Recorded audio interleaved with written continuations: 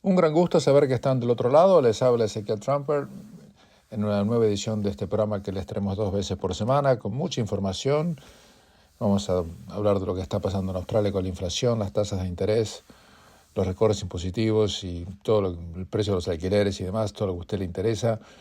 Vamos a también hablar de lo que está pasando en Chile con el gobierno de Gabriel Boric, que realmente deja mucho para desear, pero eso se lo dejo en un momento. La situación internacional, que es desastrosa. Uno puede criticar al gobierno de Biden por muchas cosas, pero nadie lo puede halagar por la política internacional, que es calamitosa, y muchas otras informaciones que tenemos para compartir con todos ustedes en este programa que tratamos de hacer para que usted no coincida con nosotros. Si coincide, bárbaro, pero lo importante es que usted esté informado y además piense analíticamente lo que está rodeándolo y tome decisiones o tome posiciones en su vida para que lo acompañen, ¿no? Porque si uno en la vida no está acompañado por pensamientos y sentimientos elaborados, la vida pasa como el agua entre las manos, fluye y no deja nada. Uno tiene que ponerle condimento a la vida para que sea mucho más interesante. Uno tiene que vivir con lo que sabe, y si sabe poco, vive menos. Es mi opinión, por lo menos. Usted puede estar en desacuerdo desde ya. Pero más allá de estas cosas, se espera que las tasas de interés en Australia, que están ahorcando a millones de familias endeudadas por créditos hipotecarios descomunales, no solamente a nivel australiano, sino a nivel internacional, se espera que las tasas de interés empiecen a bajar a partir del mes de junio, ya que los datos oficiales de inflación están al nivel más bajo en 2 años. La tasa oficial de inflacionaria está al 4.1%, pero la realidad es que para que la gente sienta algún alivio en el cuadro de las hipotecas y tener más plata en el bolsillo, la inflación o las tasas de interés o la baja de inflación que refleja una baja de tasa de interés futura va a quedar de alguna manera marginalizado por los recortes impositivos que el gobierno decidió no dar a la gente, no a los millonarios, sino a los que ganan 130, 140, 150 mil dólares por año. Eso van a recibir menos en el bolsillo de lo que se esperaba si el gobierno laborista hubiera autorizado y legislado lo que se habían comprometido a autorizar y legislar cuando fueron a la elección, que era los recortes impositivos que había puesto la coalición en tres fases. Las 2 primeras fases fueron aprobadas por el gobierno anterior, la tercera fase le correspondía ser aprobada ahora. Mejor dicho, no tenían que hacer nada. Todo lo que tenían que hacer es dejar que la ley fuera para adelante, porque ya estaba legislado, pero decidieron enmendar la ley para atrás y sacar los recortes positivos que le expliqué en el programa anterior. Y si no se acuerda, no podemos reiterarlos a todos, pero vaya a nuestro canal de YouTube, está todo ahí grabado para la posteridad. ¿Eso significa que la inflación va a caer? Pues está cayendo, no mucho. Las tasas de interés van a caer, pero claro, los que tienen que pagar hipotecas van a tener problemas porque van a tener que seguir pagando más impuestos de lo que deberían estar pagando. La bolsa de valores en Australia subió a un nivel récord, pero eso no es tanto por lo que está pasando en Australia, sino por lo que está pasando en el resto del mundo, donde también en Estados Unidos la bolsa está subiendo muchísimo. El tema es que hay una brecha entre lo que los mercados de capitales, la bolsa y demás, y la vida real. Pasa en Australia, pasa en Estados Unidos, pasa en todos lados. Pero se espera que, según muchos economistas, durante este año 2024 recorten la tasa de interés en 3 oportunidades, empezando en junio. Por supuesto, esto es una ley matemática, pueden pasar 1000 cosas de aquí a junio, pero es lo que se está esperando. El tema es que el Banco Central puede quizás no bajar tanto la tasa de interés por el tema de que los impuestos van a seguir más altos de lo que se pensaba, aunque el impacto impositivo recién se reparte en un periodo de un año. La inflación obviamente bajó, pero no mucho. Yo le voy a dar algunos datos para que usted más o menos esté ubicado. El precio de los alquileres de un año a esta parte subió casi el 8%, promedio, precios de alquileres. Por lo menos, los precios dejaron de subir tanto como habían subido en el trimestre que terminó en septiembre, donde habían subido mucho más que en el trimestre que terminó en diciembre y que es el que estamos midiendo en este momento. El precio de la comida continuó subiendo y está en el trimestre que terminó en diciembre 4.5% arriba. Pero claro, el trimestre que terminó en septiembre estaba 4.8% arriba. Y si uno lo mira comparativamente con el pico anual, que fue en el trimestre que terminó del año 2022, donde el precio de los alimentos había subido casi un 10%. Y usted sabe que el salario no aumentó un 10%, ni el 9%, ni el 20%, no es así. Mientras tanto, el precio de la gasolina está bajando un poco. Había llegado el precio de la categoría 91 octanos, estaba a más de $2, $2.15 en octubre. Ahora está llegando a un piso de 1.78, aunque difícil que encuentren eso, pero existe. Eso llegó a mitad de diciembre. La inflación para los bienes normales cayó fuertemente del 4.9 en septiembre al 3.8 en el último trimestre. Pero el problema no es ese. El problema es la tasa hipotecaria y las enormes deudas que tienen los australianos. Ese es el grave problema. Y esto, hasta que no se resuelva eso, el país va a andar a los tumbos. Pero hay un problemita.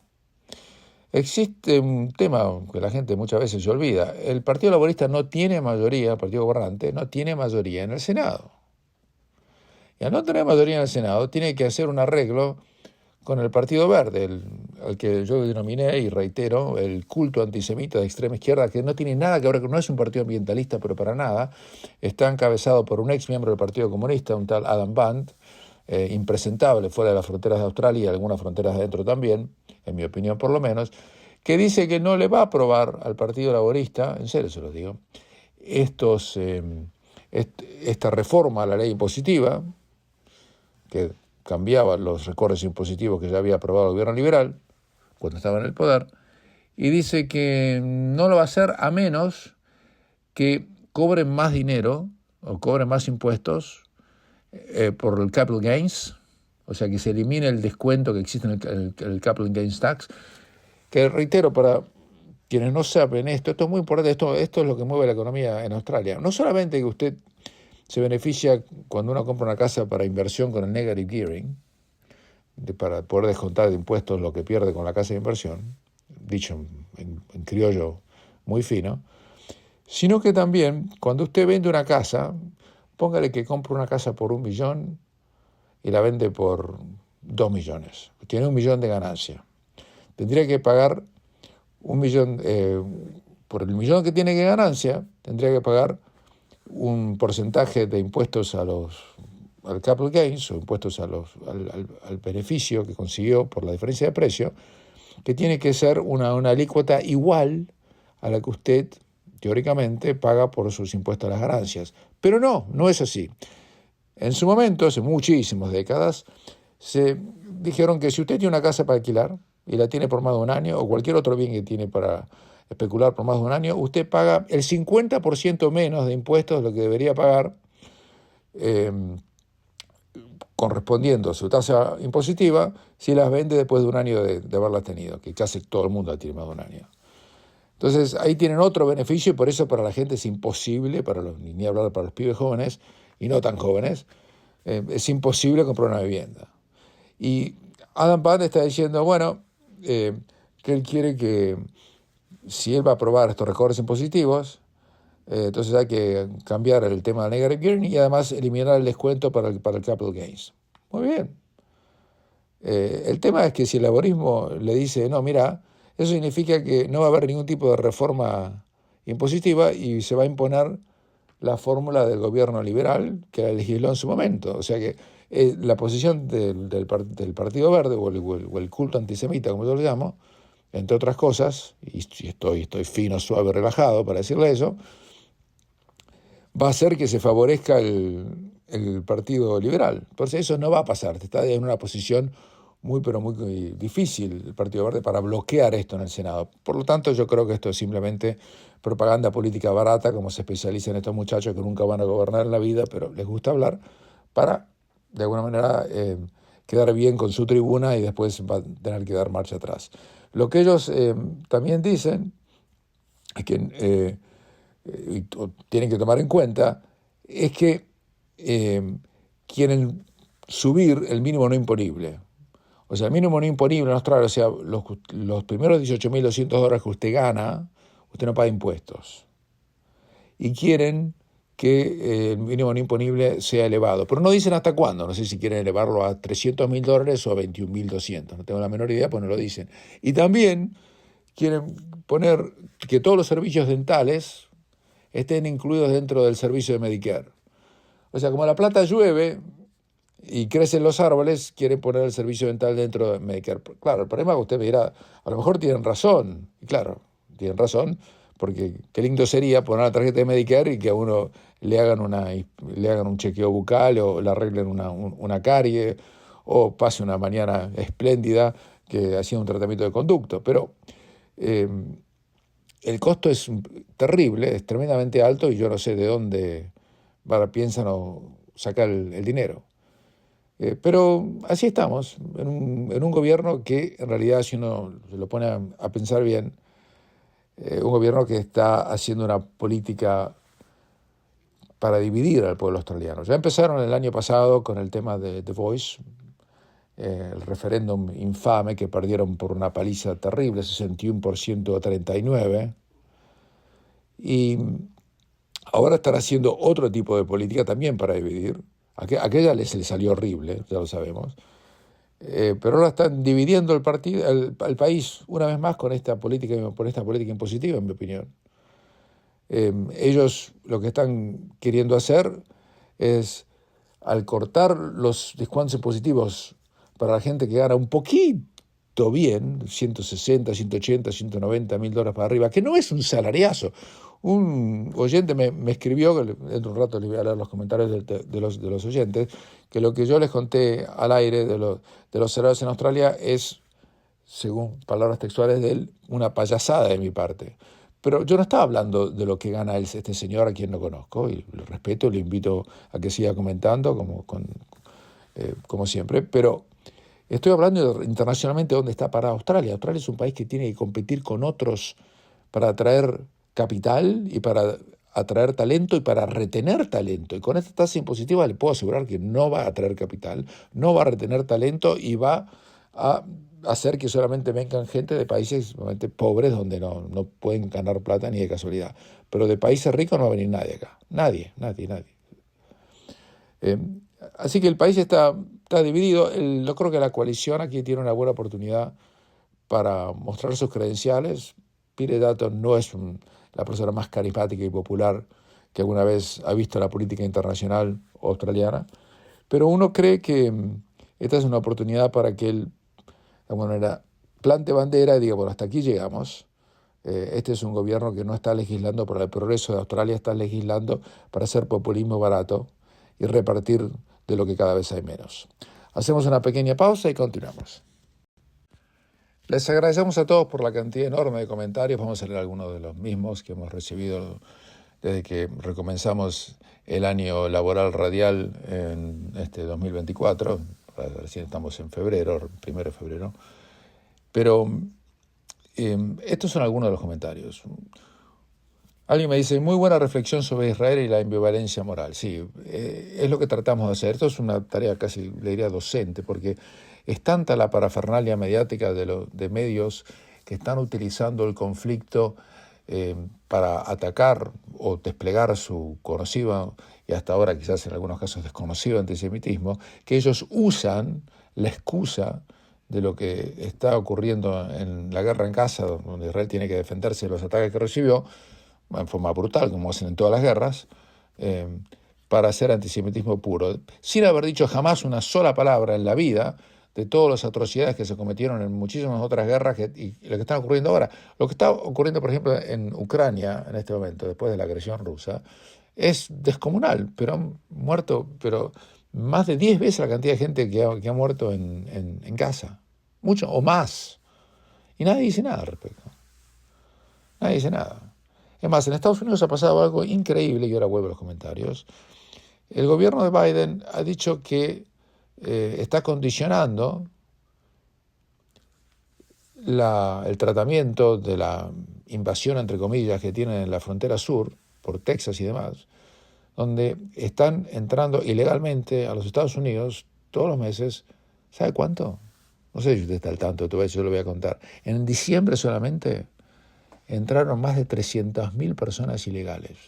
Y en diciembre, un solo mes. Para poner esto en perspectiva, cuando el Partido Laborista estaba en el poder y después vino el gobierno de Tony Abbott, Abbott dijo que iba a parar los barcos, ¿se acuerdan? We're going to stop the boats. ¿Se acuerda de eso? Ya quizás no se acuerda, no se lo recuerdo.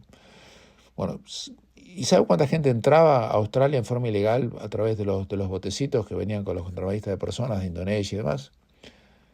50.000 al año. Por acá en Estados Unidos están entrando más de 300.000 por mes. Anualícelo y más o menos pasó casi más del 60% de la población de Nueva Zelanda en un solo año. Y aquí Biden los mira y dice, bueno, no tengo el poder para parar esto, lo que es absolutamente falso ya, ¿no? Tiene poderes legislativos amplísimos para hacerlo, pero no lo quiere hacer. Más, cuando estaba en campaña en el año 2020, dijo, bueno, los problemas que tienen los latinoamericanos y gente de otra parte del mundo en sus países, y que aquí en Estados Unidos estamos esperando. Nadie podía entender, estaba incentivando la inmigración ilegal. Pero ahora Biden dijo, quiero que me den más poderes, y para tener más poderes, le pidió al Congreso que apruebe una ley donde le da más dinero a Ucrania. Entonces, los partidos republicanos le dicen, no, pero el tema de Ucrania no tiene nada que ver con el tema de la seguridad de nuestra frontera en el sur. Él lo puso todo en el mismo paquete. Además, puso en el mismo paquete el tema de ayuda a Israel, ayuda a Ucrania y el tema de la frontera sur, condicionando una cosa sobre la otra. Temas que no tienen, es como tratar de poner en una misma bolsa un zapallo con un pavo. Es una cosa que no tiene nada que ver. Y es lo que está haciendo. Pero bueno, la ambivalencia moral continúa. Otro oyente me dice, muy bueno comentario sobre la Copa de Asia. De los países que nombré todos los países que no son democracia. Dije que había 3 democracias en toda la Copa de Asia: Japón, Corea del Sur y Australia. Me dijo, le faltó a la India, que es una democracia entre comillas, etcétera, etcétera. Tiene razón, la Copa de Asia es una copa entre dictadores, pero bueno, es así. Otra señora me dice, saludos y muchas bendiciones. Ezequiel se lo extraña. Yo vivo en Fairfield, me pone. Yo nunca viví en Fairfield, la radio que yo trabajaba durante mucho tiempo.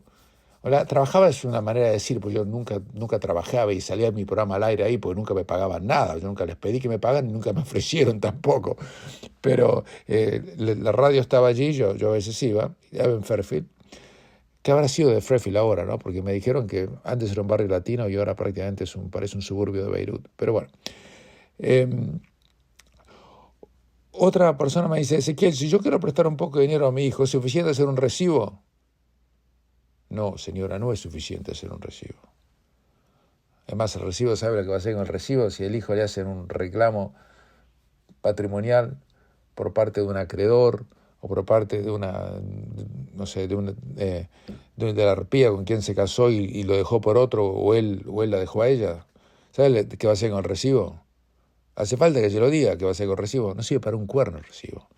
Si no hay un documento legal o una hipoteca registrada, el recibo es papel picado. Entonces le contesto desde aquí que el recibo con eso no le va a alcanzar, no le va a servir para absolutamente nada. Otra persona me escribe, Ezequiel, gracias por su información, que Dios lo bendiga, Un abrazo desde Australia. Le agradezco mucho a esta gente. Yo no los conozco personalmente, pero sé que nos escuchan hace más de 20 años y es un placer tenerlos allí y saber que siguen en la sintonía.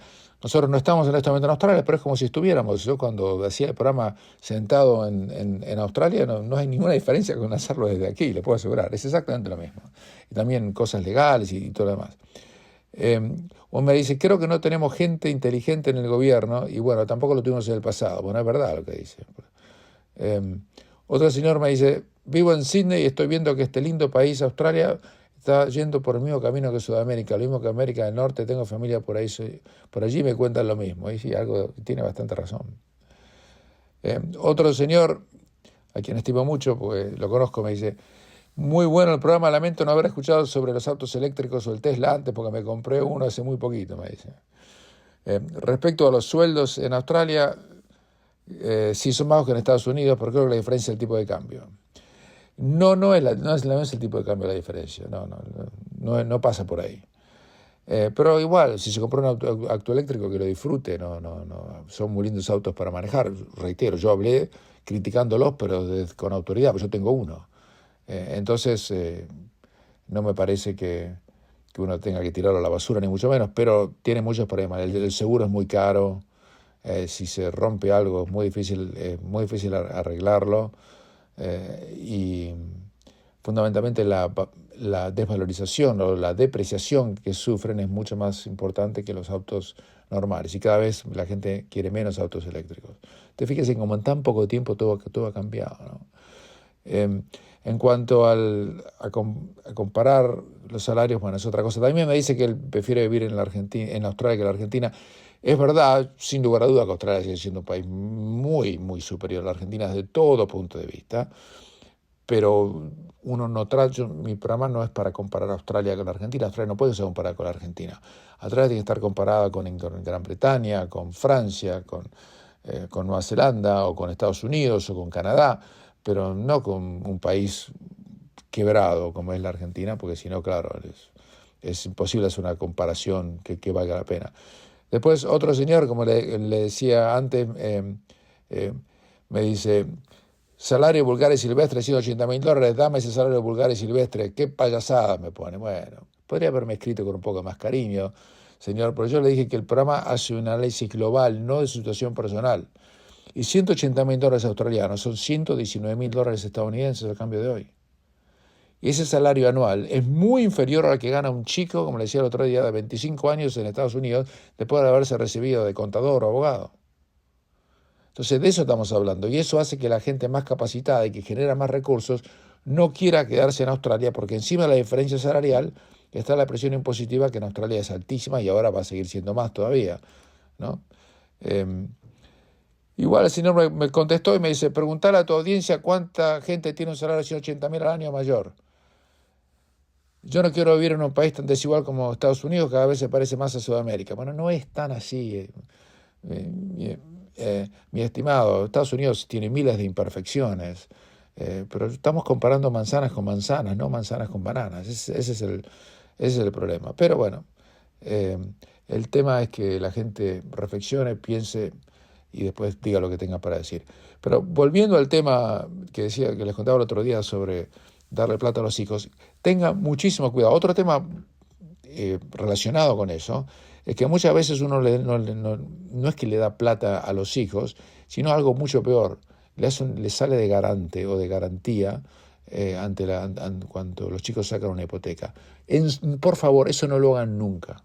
Nunca le firmen una hipoteca ni a ustedes mismos. Bueno, una hipoteca, una garantía ni a ustedes mismos.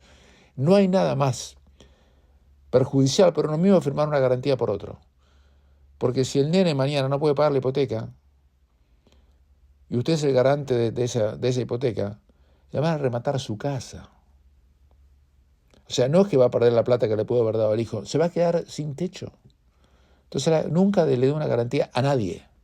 Y yo sé que muchos de ustedes van a tener ese dilema, y muchos de ustedes se van a enfrentar o se han enfrentado con que el nene o la nena le venga a decir, papá o mamá, necesito que me salgas de garante. O peor todavía, yo una vez vi un caso espantoso trabajando como abogado en Australia, como estoy haciendo algunas cosas al día de hoy, Y me dicen, viene el hijo a ver a sus padres y le dice que quiere una garantía. Y lo que pasa es que la nena, que el pibe estaba casado con una arpía total, yo la conocí, era una cosa impresentable. La arpía le dice, vamos, decile, era uruguaya, decile a tu viejo no son millonarios que nos banquen ahora, porque si no, no les dejo ver a los nietos. En serio se lo digo. Me vinieron a ver a mí en lágrimas. Y yo le dije, bueno, mira, no se dejen extorsionar porque hablen con su hijo privadamente, que se ponga los pantalones y que no se deje extorsionar por la arpía que los está tratando de una manera de poner contra la pared por los sentimientos que tienen por sus nietos, a quien ustedes no quieren perder, pero con la arpía esa van a perder a los nietos igual y encima van a perder a los nietos y además la casa, así que tengan cuidado. Todas esas cosas, esos dramas, pequeños dramas familiares que no salen en los diarios, ni en las películas, ni en muchos lados, es lo cual ustedes tienen que resguardarse en este tipo de casos. Pero recomendamos a todos que tienen este tipo de problemas que nos escriban y nosotros a veces podemos, de forma absolutamente gratuita, comentar estos temas al aire y contarle a la gente qué es lo que conviene o no conviene hacer. Yo llevo casi 35, no, más de 35 años, ¿qué estoy diciendo? Más de 35 años de abogado y uno cuando trabaja tanto en esta profesión, uno se encuentra con cada muñeco, uno lo vio todo. Buitres, arpías, todo por el mismo precio. Hacemos una pequeña pausa y continuamos. Muchas veces, quizás demasiadas veces he hablado de Argentina, esta vez no voy a hablar de Argentina, donde los problemas con Milei continúan. No con Milei, sino Milei quiere hacer las cosas correctas, pero es como tratar de enseñarle francés a su gato, ¿vio? Por más que trate, por más que se esfuerce, es muy complicado. Pero en Chile la cosa está muy, muy, muy, muy difícil. Tienen un pésimo gobierno, liderado por el pibe Boric. ¿Cómo pudieron elegir a un tipo tan, pero tan poco preparado para ser presidente del país? ¿Qué le pasó a los chilenos? ¿Están locos? Ese pibe no está ni para ser secretario de nada.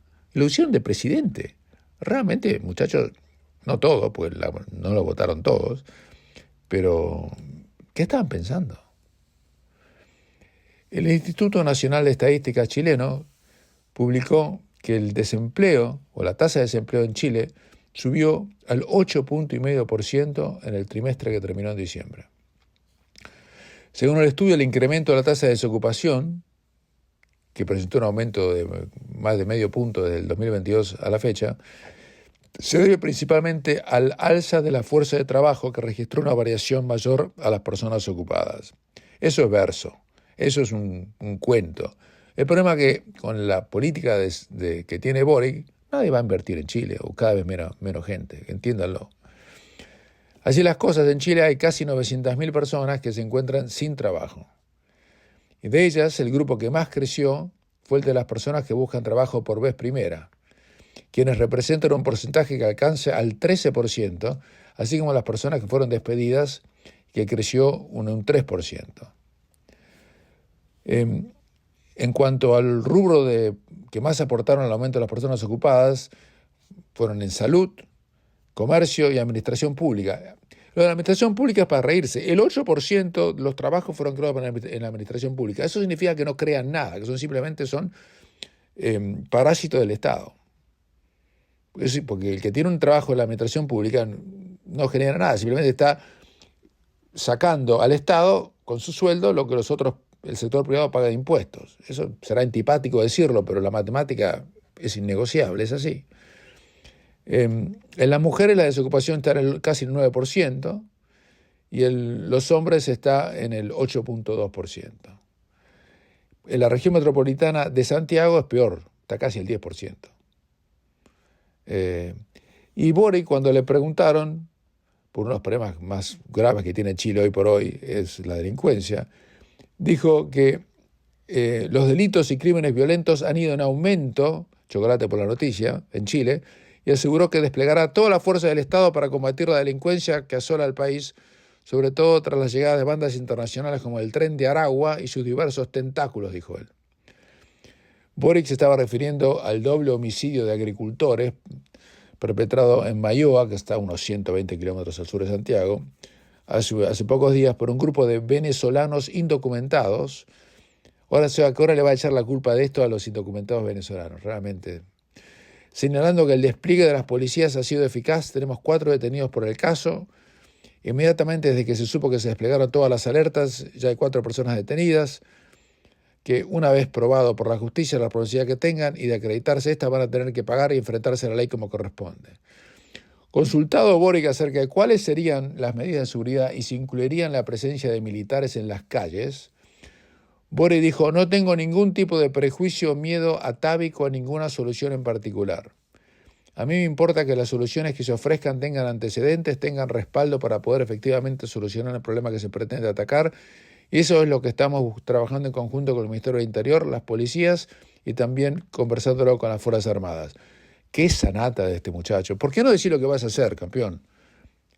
Que no tengo ningún tipo de prejuicio. Decí lo que vas a hacer. Si en Chile la gente, en Santiago fundamentalmente, que era una ciudad muy segura, pero hasta hace muy poquitos años yo estuve y era una ciudad que no presentaba problemas, hoy en día da miedo transitar después de determinadas horas y por algunos barrios en cualquier hora. Bueno, eso es lo que pasa cuando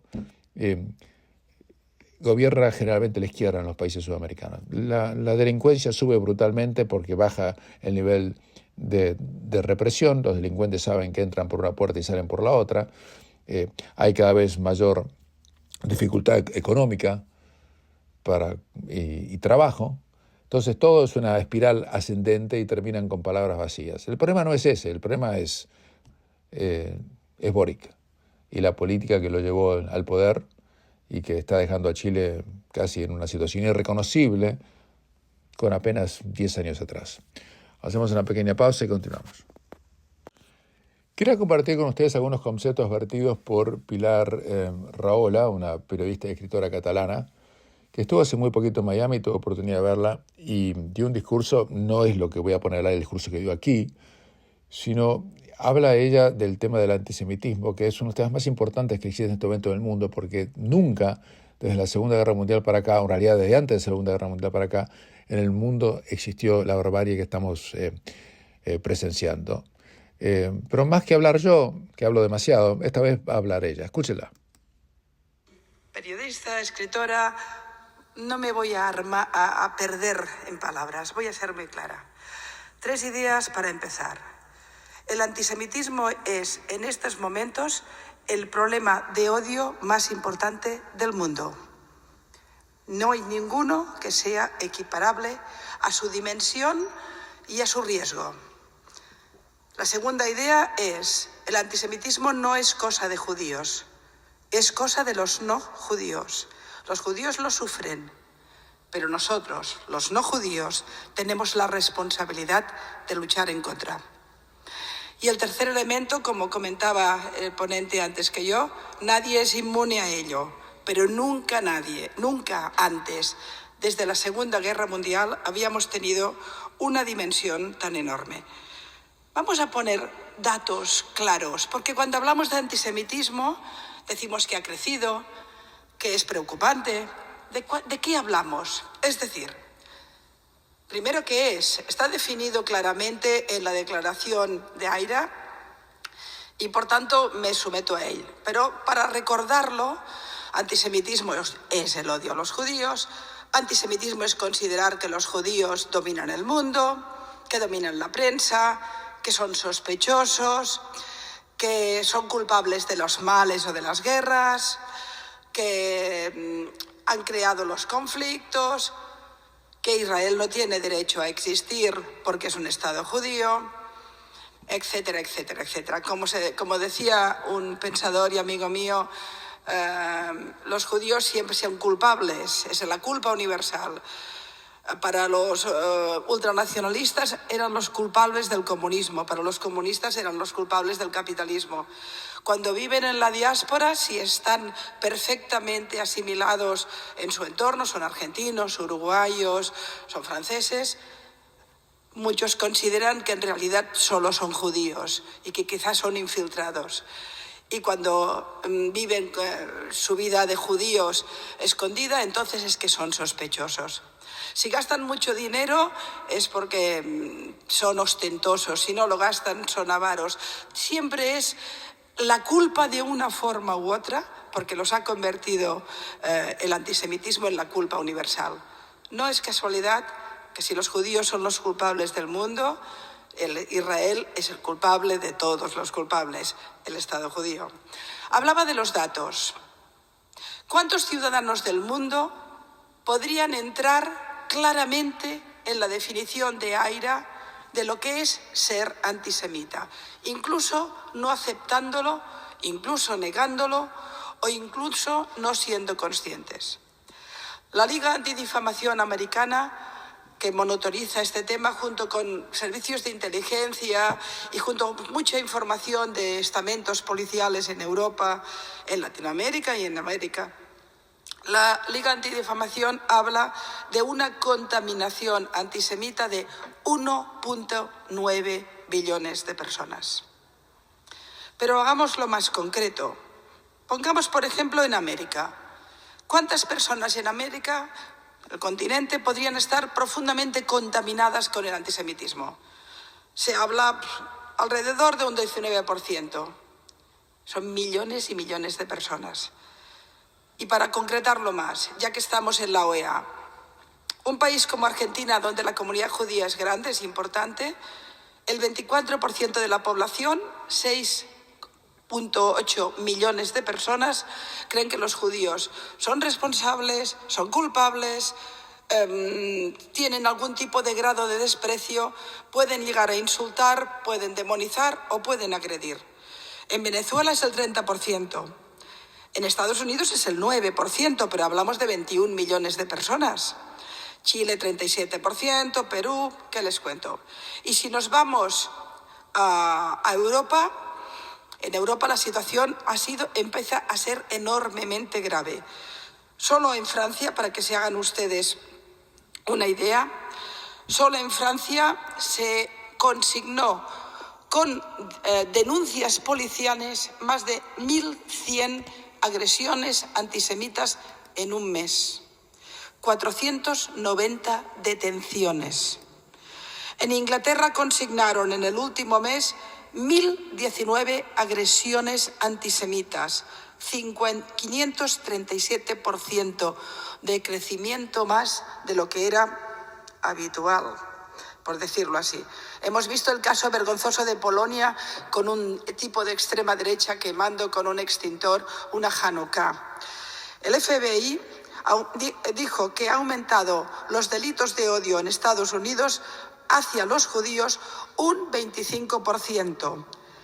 Pero los judíos son en Estados Unidos el 2,4% de la población. Reciben el 63% de los delitos de odio. No lo habrían imaginado seguramente, ¿no? Pensaríamos en otras comunidades. No, son la primera, 63%. En Alemania se consignaron, según la Oficina Federal de Investigación del Crimen, en el último mes, 540 delitos vinculados al antisemitismo.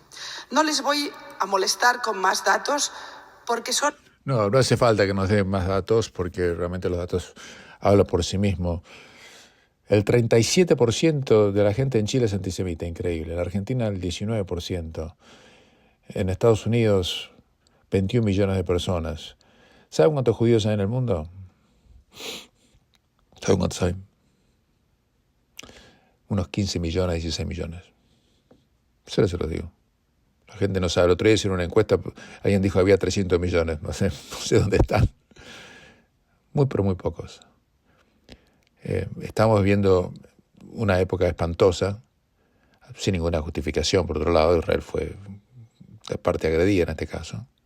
Después salió a defenderse como si hubiera salido a defender a usted si le queman la casa y le matan a la mujer o al esposo. Quería compartir eso nada más para que ustedes sepan de lo que estamos hablando. Y dicho por una persona que ni siquiera es judía en este caso, como Pilar Raola. Vamos a la última pausa y continuamos. Ya sabemos quiénes son los clasificados a cuartos de final en la Copa de Asia, esa que usted no está siguiendo seguramente. Pero Australia se clasificó y estos son los partidos que se van a disputar en la Copa de los Dictadores, como digo yo. La primera semifinal va a ser entre Jordania y Tayikistán. Empieza a las 10:30 de la noche, hora australiana. No creo que usted se levante para verlo, o esté levantado para verlo. Un ratito después, Australia enfrenta a Corea del Sur, quizás el partido más interesante de todos. Ese partido se va a jugar una hora prohibitiva para Australia, son a las 2:30 de la mañana. Después Irán, que le ganó por primera vez a Siria, se va a enfrentar contra Japón. Y el último partido de cuartos de final, Qatar, el equipo local, se va a enfrentar a Uzbekistán. Después las semifinales van a tener lugar el martes y miércoles de la semana próxima y ya le vamos a contar.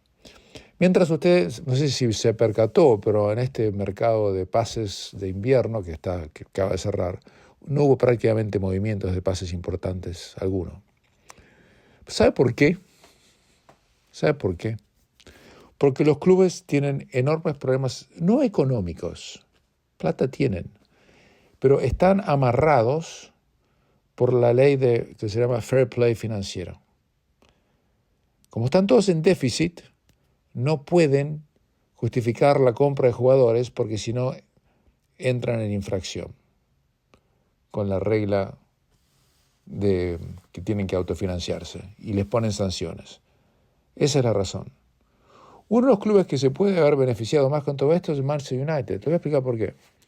Manchester United tiene un delantero muy talentoso, se llama Marcus Rashford, y que tuvo una temporada bárbara la anterior. Esta lo agarraron tomando tequila por 12 horas seguidas en un pub en Belfast. No le mete un gol ni al arco iris. Parece un jugador de otro planeta. Le dieron 2 semanas de penalización por el sueldo. ¿Saben cuánto gana por semana? 325.000 libras. Son casi $600.000 australianos por semana, para que tengas una idea de la barbaridad. Bueno, el tipo se compró como 3 o 4 Rolls Royce, tiene 26 años, un gran talento que está siendo desperdiciado. Pero ¿sabe por qué Manchester United lo puede vender? Y le conviene venderlo. Le voy a explicar por qué. Porque si lo vende, todo lo que entra es dinero limpio. ¿Qué significa que sea dinero limpio? Rashford surgió de las inferiores. No lo tuvieron que comprar por 70, 80 millones de euros o libras o lo que fuese. Les costó 0. Entonces todo lo que entra es dinero que ellos pueden gastar inmediatamente en comprar más jugadores.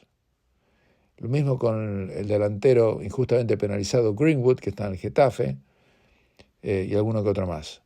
O sea, eso demuestra de alguna manera que cuando uno tiene un semillero, como decían por mis viejos pagos, eso puede hacer que económicamente el club sea más saludable y deportivamente mucho más competitivo. Muchas veces yo no entiendo por qué se compran jugadores a precios irrisorios cuando hay a lo mejor un pibe en inferiores que la está rompiendo, que puede ser, hay que aguantarlo 6 meses, 1 año más, y no le costaría al club prácticamente un peso. Lo que no se puede entender tampoco es como el gran jugador uruguayo Pelestri, que es titular en la selección principal de Uruguay, bajo la dirección técnica de Marcelo Bielsa, está el Manchester United y el técnico holandés del United lo colgó y le va a mandar a préstamo a un club español de segundo nivel. Eso no se puede entender. Pero es cuando se descuida el semillero, es cuando los clubes se van al demonio, que es lo que le está pasando a varios.